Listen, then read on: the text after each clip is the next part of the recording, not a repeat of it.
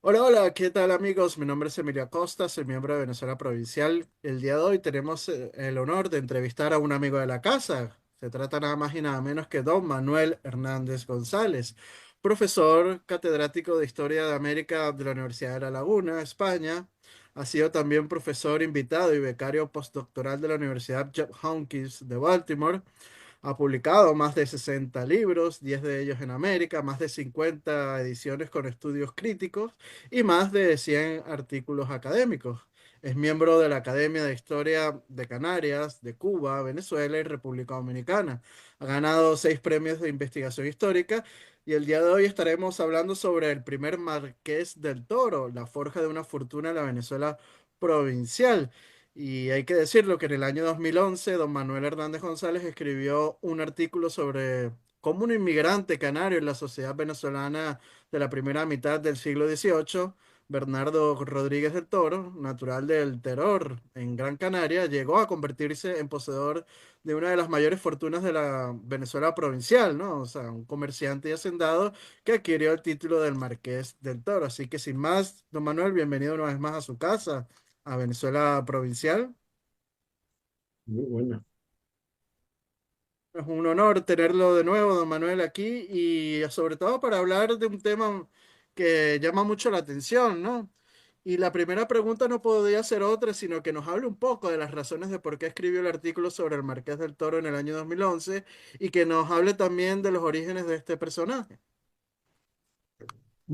Son evidentemente que es un personaje muy importante y yo tenía mucho, yo hablé de él en el libro de los Canarios en la Venezuela colonial, pero claro, como es un libro evidentemente de muchísimos temas y un periodo muy largo de la historia, entre 1670 y 1510, pues lo traté solo en los datos más, digamos, más resumidos. Básico, sí. Y entonces ya pues me dio como tenía muchísima documentación que había acumulado, toda la testamentaria que tenía en Caracas, eh, que se conserva hoy, cuando yo lo consulté, era en el registro principal de Caracas, en la avenida Lecuna, pero eso después se llevó al Archivo General de la Nación y hoy se conserva en el Archivo General de la Nación.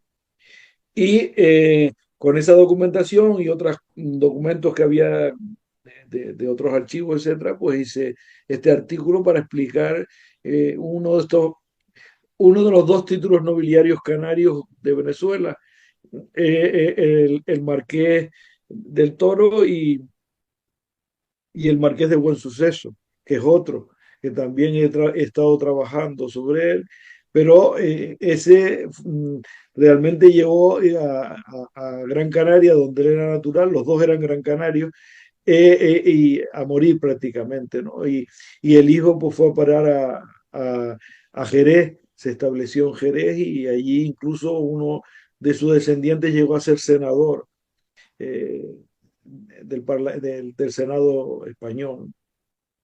Pero en el caso este, el Marqués del Toro, pues es un personaje que acumuló una fortuna considerable y se convirtió sin duda alguna en el mayor terrateniente de Venezuela de su tiempo.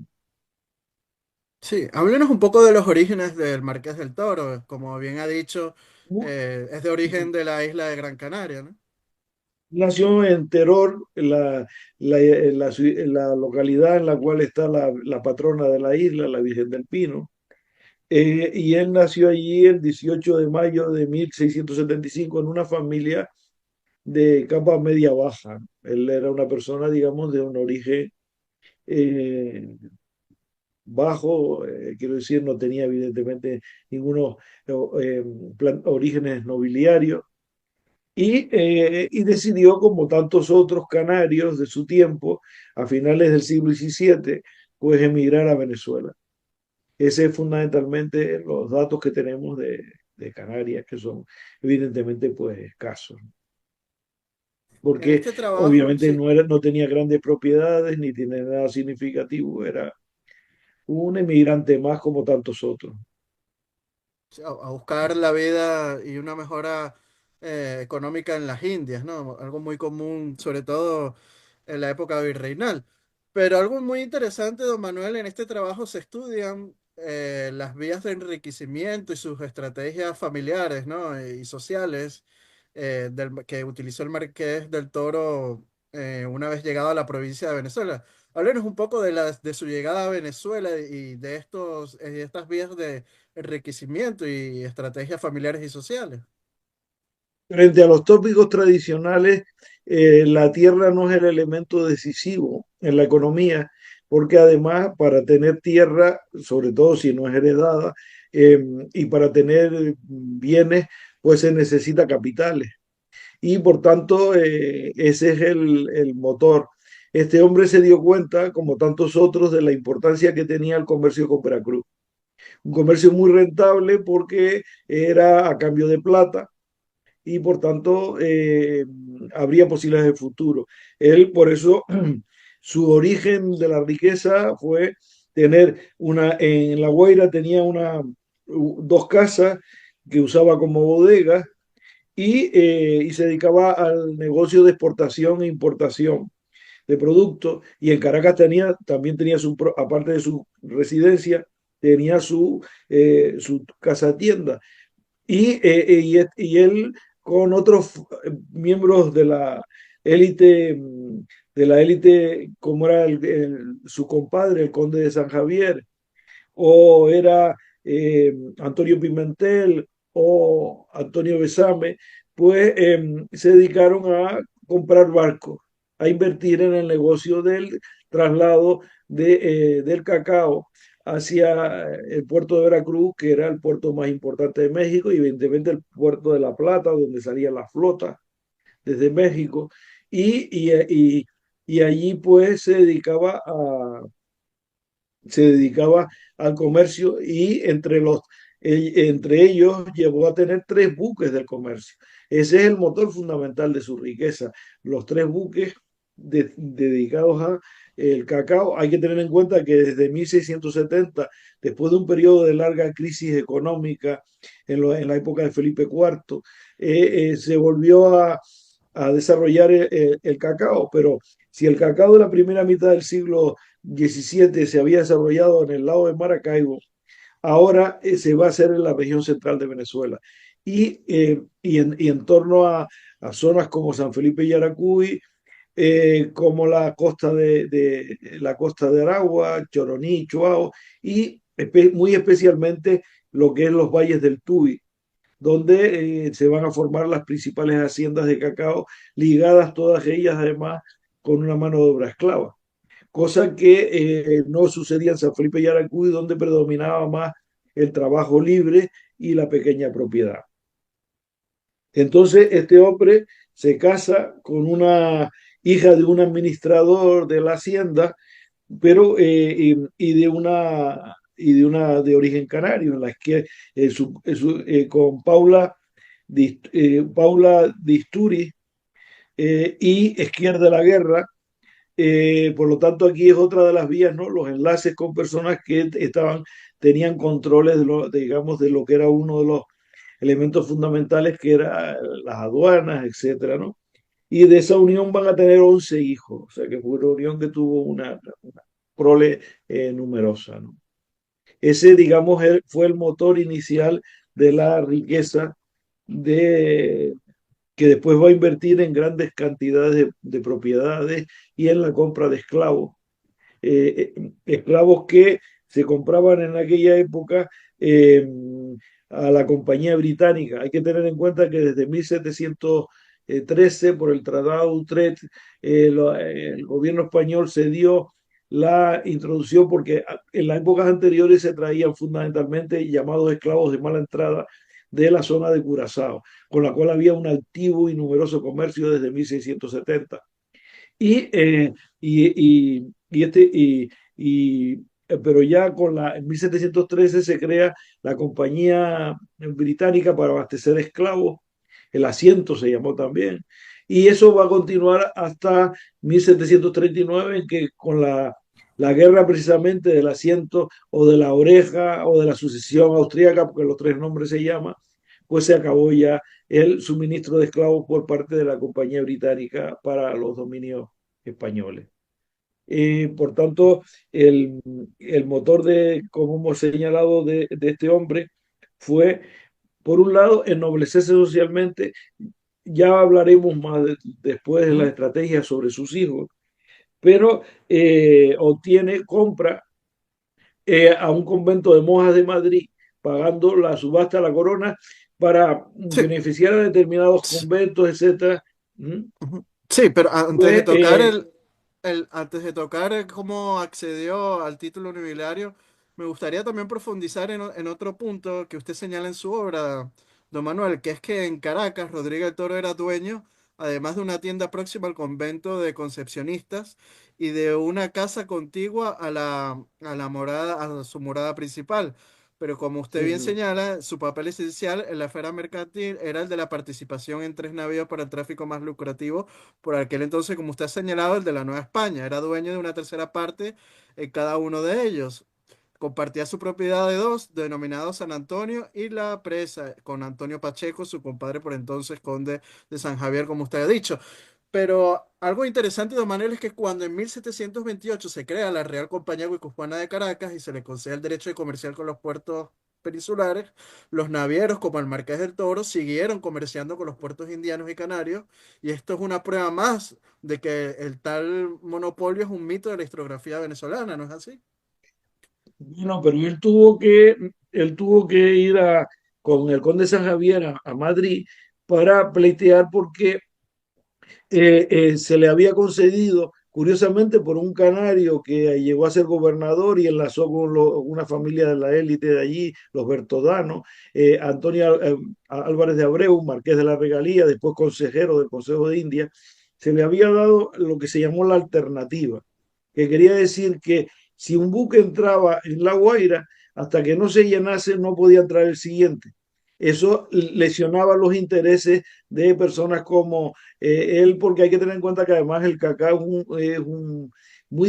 era muy perecedero y entonces había que llevarlo rápidamente. Y entonces él fue a Madrid a pleitear contra eso porque eso erosionaba, beneficiaba a la guipuzcoana porque obligaba a los dueños de haciendas de cacao a venderles a ellos obligatoriamente y a él no le interesaba, lo que le interesaba a él vender directamente las suyas y las que negociaba con otros hacendados en Veracruz. Y por eso fueron los dos a Madrid y consiguieron en 1732 que se acabara con la alternativa y ya podían seguir vendiendo sus producciones sin esos, digamos, ese obstáculo serio que era la alternativa para ellos. Sí es, ¿no? Y ya podrían seguir comerciando, como usted bien ha dicho, con el virreinato de la Nueva España, que para el siglo XVIII, como bien sabemos, era casi que el punto neurálgico económico del imperio español, ¿no? Y como bien usted estaba señalando, su punto culminante de don Bernardo dentro del proceso de ennoblecimiento fue la obtención del título del Marqués del Toro, ¿no? Por Real Despacho del 26 de septiembre de 1732.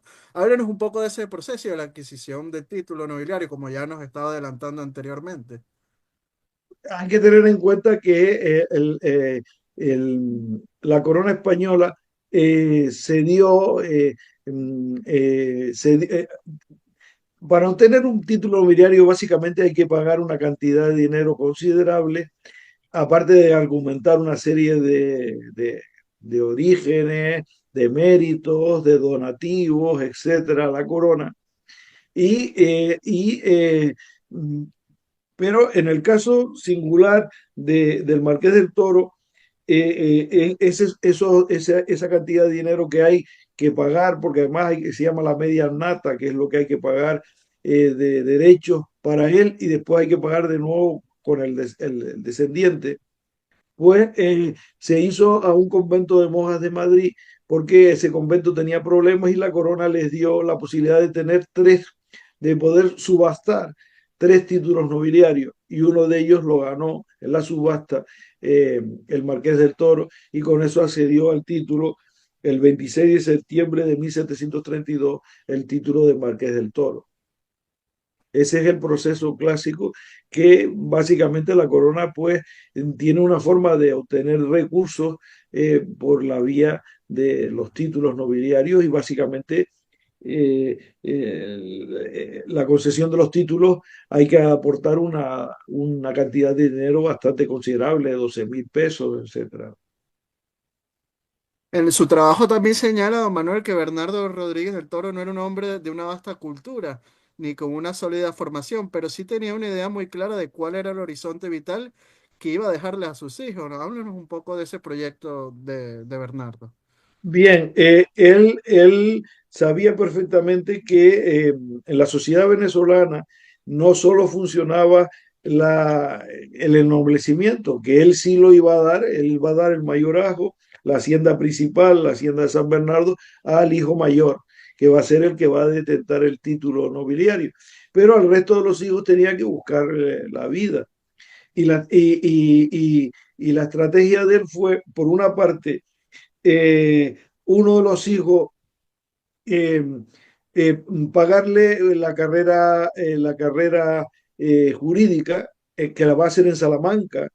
También el Marqués del Toro fue a Salamanca, o sea, el hermano también, el mayorazgo, el primogénito, fue también, y los dos estudiaron en Salamanca, y José llegó a ser incluso rector de la Universidad de Salamanca. Eh, Al retornar, él le compró por 12.000 pesos el título de oidor. Hay que tener en cuenta que hasta 1750 la corona española ponía en subasta pública una serie de cargos y él le pagó el título de oidor en la Audiencia de México. De hecho, fue el primer venezolano que fue oidor de una audiencia y fue, digamos, la estrategia de su padre para que eh, mm, tuviera una carrera jurídica y nada más y nada menos que de oidor. Además, enlazó con otra familia de oidores en México y evidentemente eso era una forma de poder y también una forma de prestigio social. Los otros tres hermanos los dedicó al comercio y los estableció en centros comerciales como Veracruz, como La Habana. Y esa fue otra de las estrategias porque él consideraba, como él era un ejemplo vivo, que no solo la detentación de tierras era la base del crecimiento económico de la familia, sino también compaginar lo que era la mentalidad nobiliaria a través del mayorazgo que heredó el mayor y a los restantes pues darle una vida y tener una estrategia importante en el comercio, en los grandes centros expansivos del comercio americano como eran Veracruz o La Habana. Hay un capítulo en su artículo o una sección que dice su consolidación como hacendado del cacao y nos habla de una serie de haciendas que obtuvo el Marqués del Toro, ¿no? Dice que en los años 1720 y 1721 dejó reseñado que poseía en el Valle de Nirgua 300 fanegas y 30.000 cacautales, ¿no? Los valles del Tuy, próximos a Caracas, era dueño de 542 y media con 21.700. Habla de haciendas en Santa Rosa, en San Roque, también en el Valle de Araira. O sea, tiene una gran cantidad Sí, un hato de... ganadero, un sábana larga, con más de 600 reses, eh, y tenía en propiedad 360 esclavos. Llegó a tener 17 haciendas de cacao con un total de 4.550 fanegadas, ¿no? Y tres hatos con 2 leguas y media de extensión. Digamos, por eso fue, digamos, uno de los mayores, si no el mayor de los terratenientes venezolanos. Pero ese dinero lo obtuvo gracias al comercio.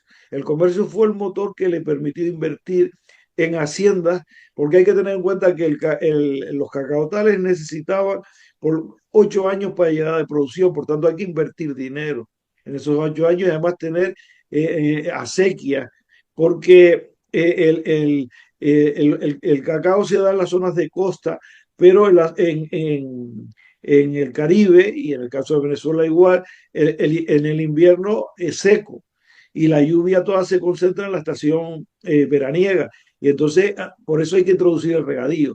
Y contó con una serie de canarios, con los canarios que tenían una experiencia, obviamente, en su tierra natal de las cuestiones de las acequias, de las canalizaciones, etcétera, pues, y aprovechamientos del agua, de los digamos, de las manantiales que existían, pues eran generalmente los que hacían este trabajo. Y en los valles del Tuy, pues el regadío era fundamental y había que invertir en desviar el agua para las haciendas. Por lo tanto, y después la compra de los esclavos, que era elemento muy costoso, evidentemente, pues él pues llegó a tener, como hemos dicho, 360 esclavos. O sea que eso es un capital considerable y ese capital viene fundamentalmente de las actividades mercantiles, ¿no? Es la que le permite a él poco a poco ir haciéndose con numerosas tierras que la mayoría de ellas eran vírgenes prácticamente, que estaban, digamos, hay que tener en cuenta que en Venezuela lo que sobraba era tierra, lo que no había capitales para ponerlas en explotación. Y es lo que va a desarrollar el Marqués del Toro, ¿no? Una inversión considerable en las cosas que se demandaban y que eran rentables. Por una parte era el cultivo del cacao para la exportación, sobre todo en el caso suyo, a México, a Nueva España, y en el caso, y la otra de las vías que eran rentables era la ganadería, porque la ganadería, aparte de para cuero o para el consumo, digamos, diario de carne, eh, se podía trasladar a través de los ríos del Apure, del Orinoco, etcétera, a las islas del Caribe británico, como Barbados, y era un negocio que explica el crecimiento de muchas de estas zonas de los llanos venezolanos, convertidas en regiones expansivas, como el ejemplo más claro son en esta época la de San Carlos, y en la época donde él vivió, que es fundada en 1723, el Calabozo, que son los dos ejemplos más significativos, y él, por lo tanto, invirtió en esos dos renglones fundamentales y es la mayor parte de sus inversiones, porque el azúcar era una cosa dedicada básicamente, en el caso venezolano, para el mercado interno. Y en su época todavía, evidentemente, no se había desarrollado los que van a ser los dos grandes nuevos motores de la economía venezolana, que ya son de finales del siglo XVIII, como es el añil y el café.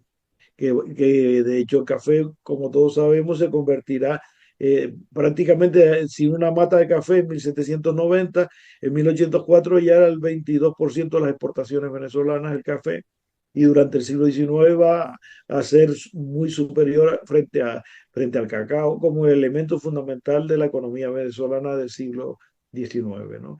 Entonces, en ese sentido, pues él invirtió en el comercio, que es el elemento fundamental para colocar todas sus producciones y sus negociaciones, y por otra parte en las haciendas, en los dos renglones que eran importantes en Venezuela de su tiempo, que era el cacao y la ganadería. En su artículo también dice, dos eran las vías con las que Bernardo Rodríguez del Toro se iba haciendo con las nuevas propiedades, hasta consolidarse como uno de los mayores terratenientes de Venezuela. La primera era su compra a hacendados mantuanos, ¿no? Y la otra era la roturación de áreas vírgenes, ¿no? Háblenos un poco de eso. Bien, evidentemente, una de las vías era lógicamente la, la compra a otros hacendados de propiedades. Pero en Venezuela había enormes zonas vírgenes. Hay que tener en cuenta que en esa época lo que era, por ejemplo, Barlovento y la prolongación de Barlovento hacia el Guapo, hacia la zona de oriente de Venezuela, era todavía una zona prácticamente virgen.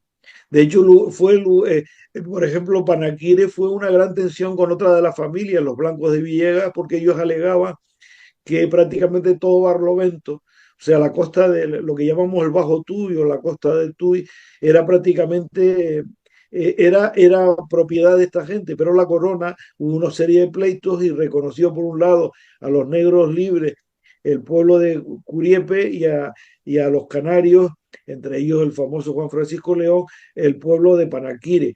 Pero, por tanto, en Venezuela lo importante era tener el suficiente poder en los ayuntamientos, y en este caso el gran ayuntamiento de toda esa zona, que es Caracas, una cosa parecida a La Habana, que prácticamente La Habana concentraba todas las jurisdicciones excepto Santiago Las Vegas y Guanabacoa Media, era prácticamente hasta Matanzas, todas las jurisdicciones estaban en manos del ayuntamiento, y eso es a través de las mercedes o composiciones. Mercedes que teóricamente lo da la corona, composiciones es que tú eh, ocupas una propiedad, la pones en explotación y después reconoce la propiedad, te lo reconoce el cabildo a cambio de pagar un canon por ella. Esa fue una de las vías que empleó, lógicamente, el Marqués del Toro, que tenía mucha influencia en el Ayuntamiento de Caracas, que era el que otorgaba junto con, después se recurría en segunda instancia al gobernador, pero el capitán general, pero la vía fundamental era, por una parte, hemos dicho, la compra de propiedades, pero por otra parte, la roturación de tierras vírgenes que había que ponerlas en explotación, y para eso se necesitaba, evidentemente, capitales, y más en el tema del cacao, que necesitaba regadío, que necesitaba, que necesitaba esclavos, y que necesitaba mucha paciencia para